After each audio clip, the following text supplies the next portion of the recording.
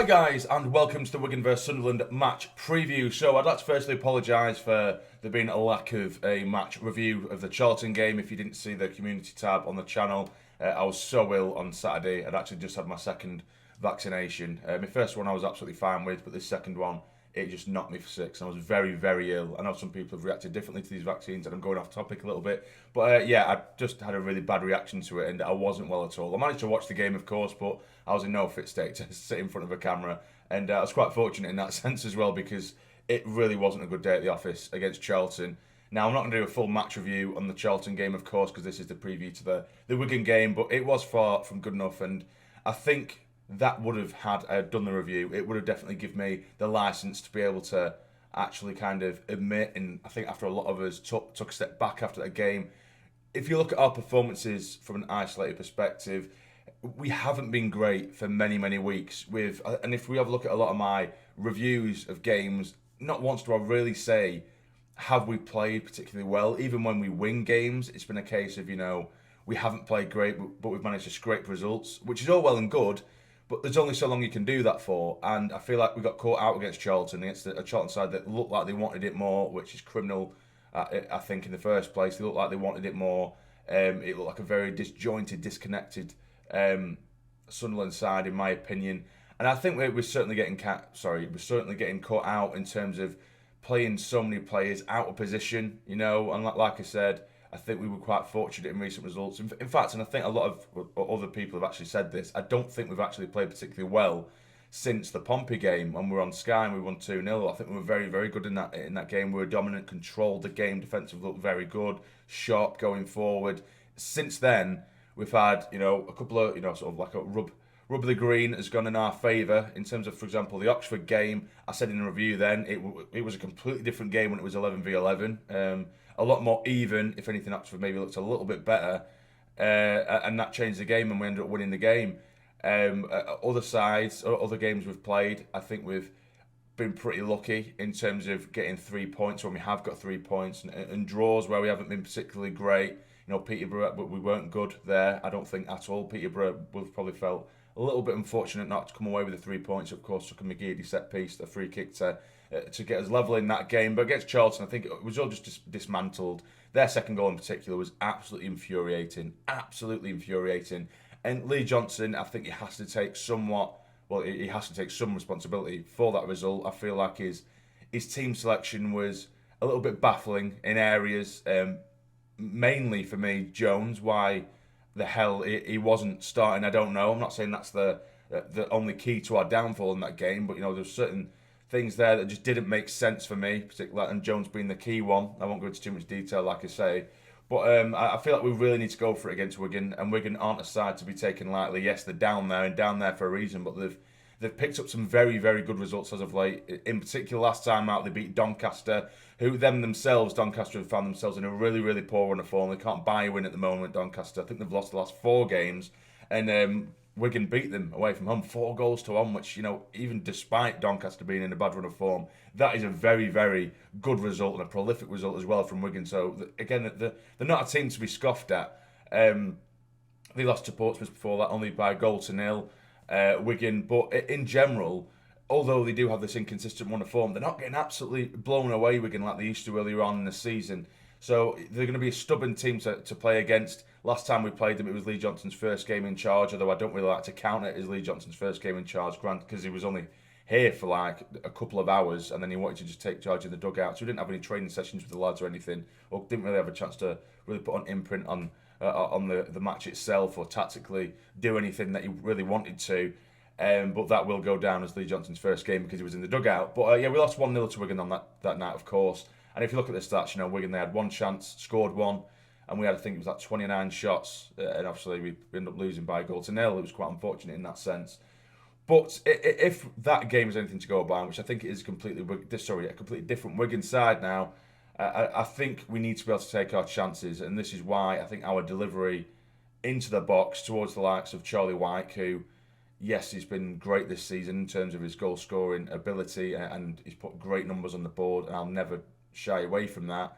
That doesn't mean he can't also be, on the pedestal for criticism as well as praise, because last 5 games, and scored in 5 games, is it, Is it huge cause for concern? No, goal scorers do have little droughts, but you'd like to think that they'd at least add more to the performance. And if we're being, and take a step back, and being honest, he hasn't been great in those games either. He does his hold-up play every now and then, but other than that, he's offering very little, and he just doesn't seem to have that spark or confidence. So a game against a team like Wigan, it could be the key to getting the Charlie Wyke. We've seen a lot of the season get him back firing again. But anyway, getting into my preferred 11. Now, I found this starting 11 very, very difficult to make because I feel like there were so many off games against Charlton. Now, firstly, we have Burge in goal. Hume has to come in over McFadzean for me. McFadzean's had a shocker for the last few games, in my opinion. And there was a phase over the course of a month or so where I thought he was actually doing all right, but recently he's just had shocker after shocker after shocker. So Denver Hume, even a broken Denver Hume, should I say, I would rather have a broken Denver Hume than a fully fit McFadzean at the moment, and that's me being completely honest. In the middle, 09 and Sanderson. Now, if Bailey Wright was fit, which I don't think he is, I don't think he come back to training last Friday. He's had one training session really. He might have another training session today, I don't know. But if he was fit, Bailey Wright, I would have Bailey Wright in there over 09 and then push 09 into the midfield alongside maybe Power or Winchester. Sanderson, of course, he will be remaining there. McLaughlin now, I have said that I prefer Power there on the right-hand side, but Power has been very poor. He's been terrible over the last couple of games. Not only is his passing game being off, but positionally, he's been absolutely horrendous at right back. Where it's shocking, really, because when we have been seeing Power at large parts of the second half of the season at right back, I've always said I thought he was our best right back. He looked very comfortable. Going forward, he looked half decent, putting some balls in the box. But now he's just all over the place, and he seems to just be wandering around everywhere and then contributing nothing to the game.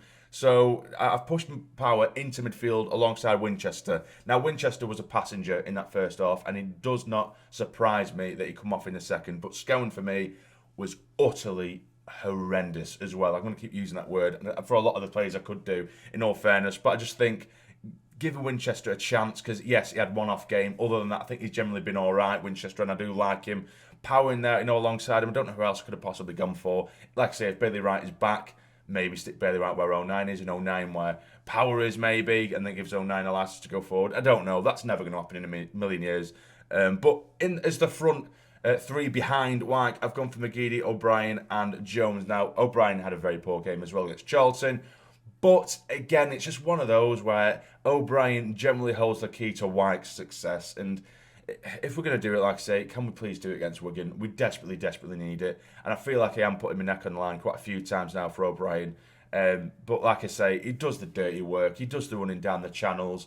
I would say maybe Maguire there. I'd like to say that, and I keep saying that, but I know it's just not going to happen. So O'Brien maybe alongside Wyke or just behind Wyke.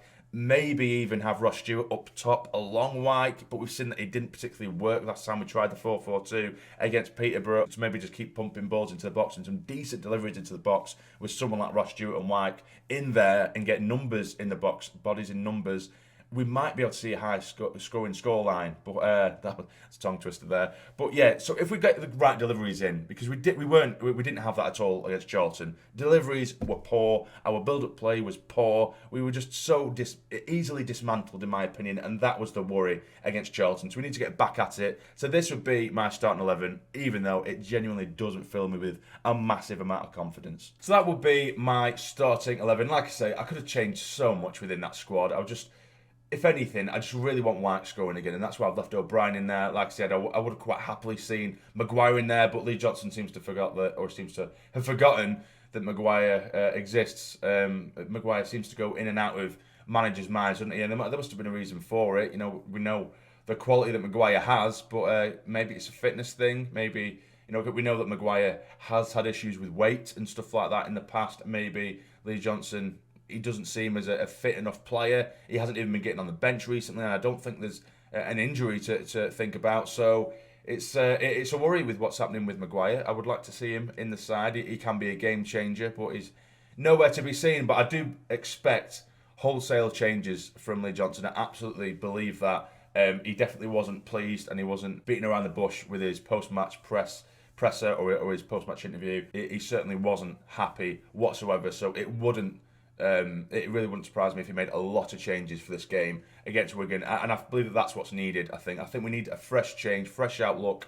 It's started to go a little bit stale in recent weeks, as I say, hence why the performances haven't been there. It isn't the end of the world.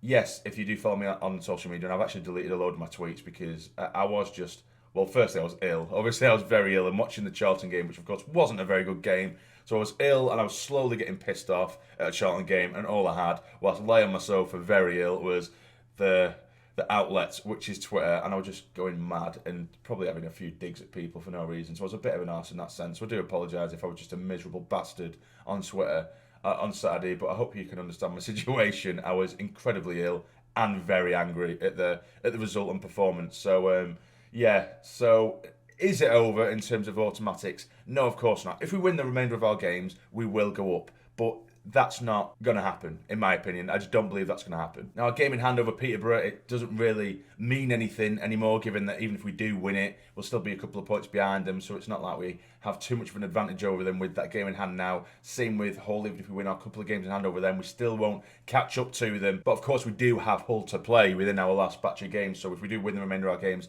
then we will finish at least in the top two. But I think there's going to be a lot more twists and turns to come. I don't think the dream is over yet.